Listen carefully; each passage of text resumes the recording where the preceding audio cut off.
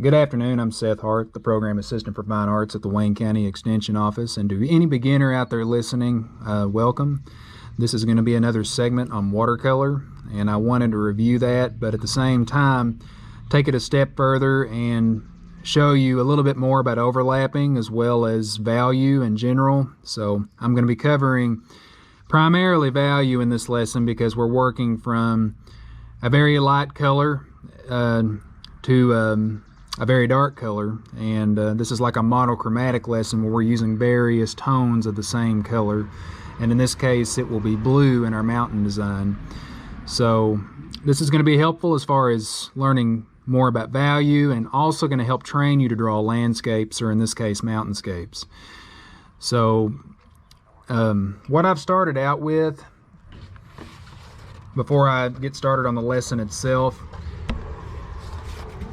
is just a simple value scale or value diagram that I made, and it's in 5 steps, and it goes from a very pale blue to basically black. It's not solid black, it's mixed in with some blue too, but just, you know, to the darkest part of the scale anyway. So I do encourage you to make your own value scale before you get started on this, just so that you can practice. And the lightest color in this design will be white because it's the natural color of the paper, of course, but we're just going to be adding a touch of blue with each layer, and eventually we're going to start adding black to make our dark tones. So just another look at the value scale, and take one more look at the Mountainscape before we get started.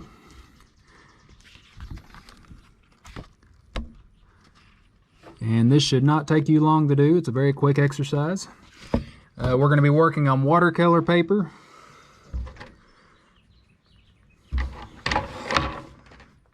And as a review to my 4-H'ers, if you're tuning in, or if you're a parent of one of my 4-H'ers, this exercise would go under section 728 in the State Fair catalog as watercolor, and it's described as using watercolors and a variety of techniques to complete a painting on watercolor paper.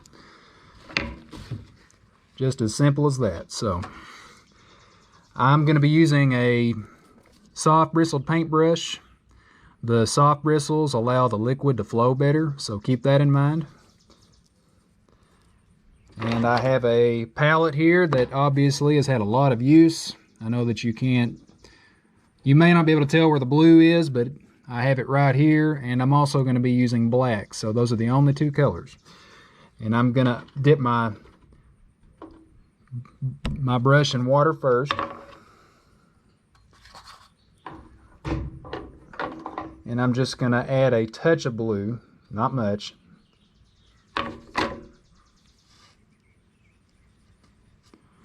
Might be just a little bit too much blue. Luckily, watercolor is forgiving when it's wet. You can clean out your brush and remove what you don't want to a certain extent. So all I'm going to be doing is basically sketching that first layer in. Keep in mind that mountains are organic in their form. They don't look a set way or a certain way, just sharp and rocky and not symmetrical. So don't get hung up on perfection here, because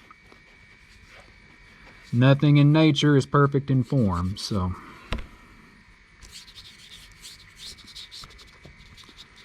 it's going to be our first layer, and this will be our background. When you're looking at a landscape, things that are seen from miles away won't be as vivid. They'll be more hazy looking. So this demonstrates that aspect of it. So what I'm going to be doing next is adding a touch more blue for my second layer. Be sure that you dip that brush in water first. And we will paint in the next layer.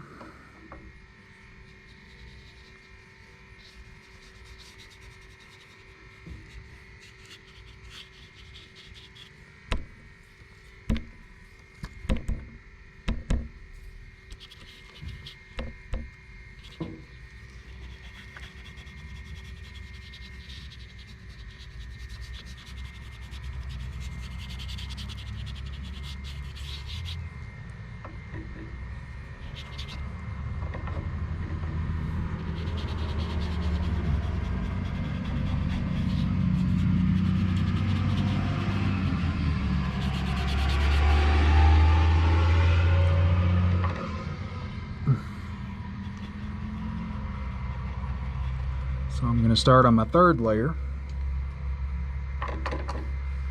Again, I'm just adding more blue to make it darker.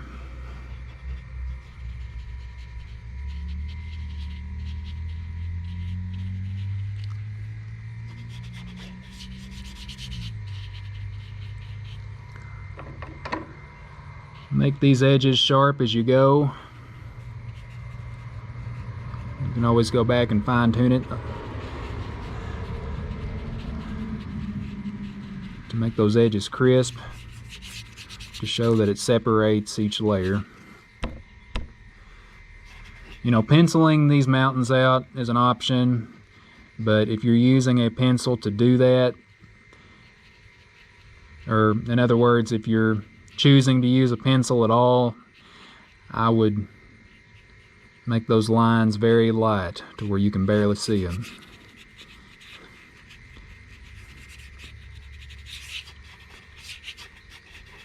It's hard to mess mountains up, so I'm just drawing them in with paintbrush, pretty much making it up as I go. Okay, so for our next layer, I'm going to get more blue on my brush, but this time I'm going to add a little bit of black because we're working our way into the darkest parts.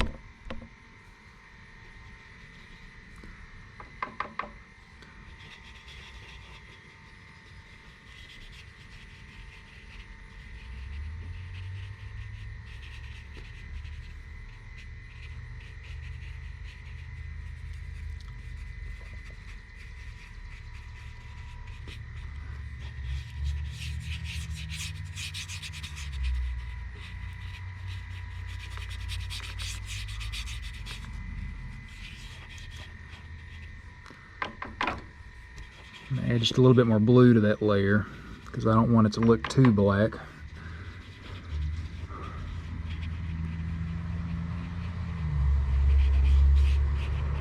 So again, getting back to the fact that watercolors are more forgiving than some mediums, you can go back and correct things if you need to more easily.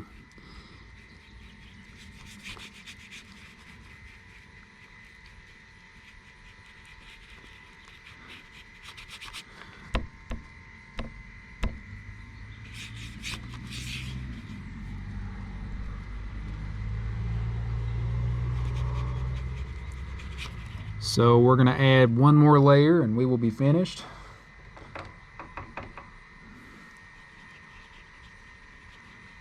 This is pretty much solid black at this point.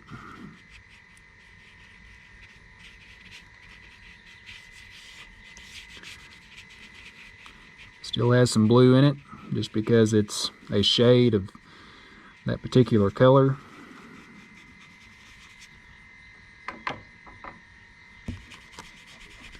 So it's like a deep navy.